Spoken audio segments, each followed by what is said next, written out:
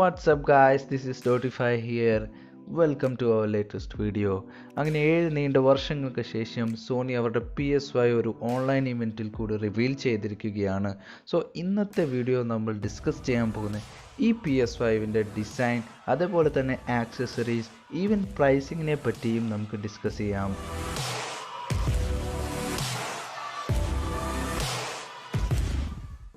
PS5 കാണുമ്പോൾ ആദ്യം തന്നെ നമ്മുടെ മനസ്സിലേക്ക് കടന്നു വരുന്ന കാര്യം ഈ കൺസോളിൻ്റെ പിന്നെ ആക്സസറീസിൻ്റെ ആ ഡിസൈൻ ലാംഗ്വേജ് ആണ്. ഡിസൈൻ്റെ കാര്യം നോക്കുവാണെങ്കിൽ PS4ൽ നിന്നും വലിയൊരു സ്റ്റെപ്പപ്പാണ് PS5ൽ നമുക്ക് ലഭിക്കാൻ പോകുന്നത്. ആ white and black colour combination, അതിൻ്റെ കൂടെ സീംലെസ്സായി മേർജ് ആകുന്ന ആ ബ്ലൂ ലൈറ്റിംഗ്, ഇതിൻ്റെ കൂടെ തന്നെ വളരെ അഗ്രസീവായ കർവ്സ്, ആ ഫിൻസ്, ഇതെല്ലാം ഒത്തുചേർന്ന് വരുമ്പോൾ വളരെ ഫ്യൂച്ചറിസ്റ്റിക് ആയ ഒരു ഡിസൈനാണ് ഈ തവണ PS5ന് സോണി നൽകിയിട്ടുള്ളത്. ഇനി PS5ൻ്റെ സ്പെസിഫിക്കേഷൻസിനെ പറ്റി പറയുവാണെങ്കിൽ ഇത്തവണ PS5ൽ ഇൻക്ലൂഡ് ചെയ്തിട്ടുള്ളത് സോളിഡ് സ്റ്റേറ്റ് ഡ്രൈവ് ആണ്. സോ റെഗുലർ ഹാർഡ് ഡ്രൈവ് അല്ല നമുക്ക് ലഭിക്കാൻ പോകുന്നത്. റാം നോക്കുവാണെങ്കിൽ 16 GB റാം ആണ് സോണി PS5ൽ ഇൻക്ലൂഡ് ചെയ്തിട്ടുള്ളത്.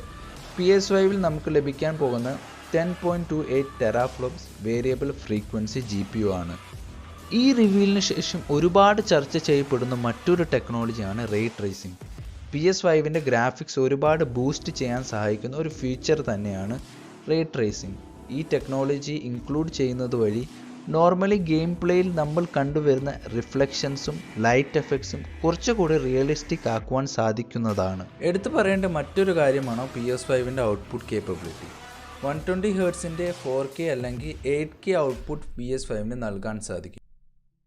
ഇനി കൺസോളിനെ പറ്റി സംസാരിക്കുമ്പോൾ മെയിൻലി 2 വേർഷൻസ് ഓഫ് PS5 ആണ് ലോഞ്ച് ചെയ്യാൻ പോകുന്നത്. ആദ്യത്തെ സ്റ്റാൻഡേർഡ് വേർഷനാണ്. ഇതിൽ 4K ബ്ലൂറേ ഡ്രൈവ് ഇൻക്ലൂഡഡ് ആണ്. സെക്കൻഡ് വേരിയൻ്റ് ആണ് ഡിജിറ്റൽ വേർഷൻ. ഇതിൽ 4K ബ്ലൂറേ ഡ്രൈവ് ഇൻക്ലൂഡഡ് അല്ല. ഡിജിറ്റൽ വേർഷനിൽ എല്ലാ ഗെയിമുകളും നമ്മൾ ഡൗൺലോഡ് ചെയ്ത് വേണം കളിക്കാൻ. സോ ഇതിൻ്റെ ഒരു പ്രശ്നം എന്താണെന്ന് വെച്ചാൽ നമ്മുടെ പക്കൽ ഒരു high speed reliable internet connection ഇല്ലെങ്കിൽ അത് വലിയൊരു ബുദ്ധിമുട്ടായി മാറും. ഇനി നമുക്ക് PS5ൻ്റെ ആക്സസറീസിനെ പറ്റി നമുക്ക് നോക്കാം. സോ ആദ്യമേ തന്നെ പറയുവാണെങ്കിൽ ഡ്യുവൽ സെൻസർ കൺട്രോളിനെ പറ്റിയാണ്. സോ കൺസോളിൽ നമ്മൾ കണ്ട അതേ ഫ്യൂച്ചറിസ്റ്റിക് ആൻഡ് ബ്യൂട്ടിഫുൾ ഡിസൈനാണ് നമുക്ക് ഈ കൺട്രോളിൽ കാണാൻ കഴിയുന്നത്. അതുപോലെ തന്നെ നമുക്ക് എല്ലാവർക്കും അറിയുന്ന പോലെ ഈ കൺട്രോളിൽ ഹെപ്റ്റിക് ഫീഡ്ബാക്കും ഇൻക്ലൂഡ് ചെയ്തിട്ടുണ്ട്.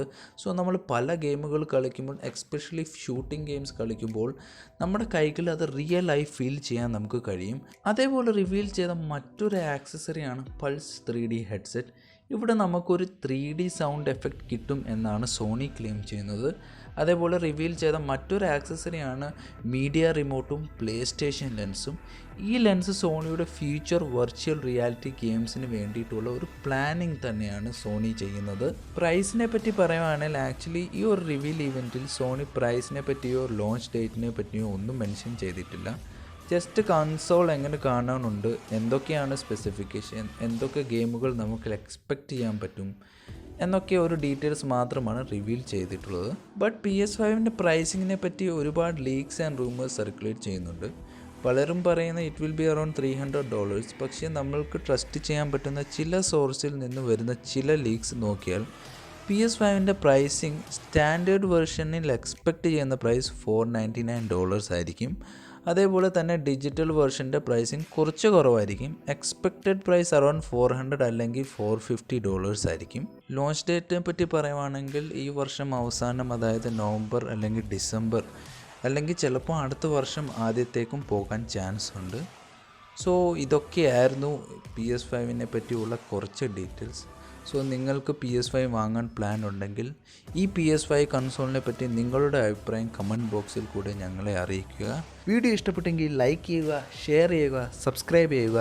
അടുത്ത വീഡിയോയിൽ കാണുന്നവരെ ബൈ.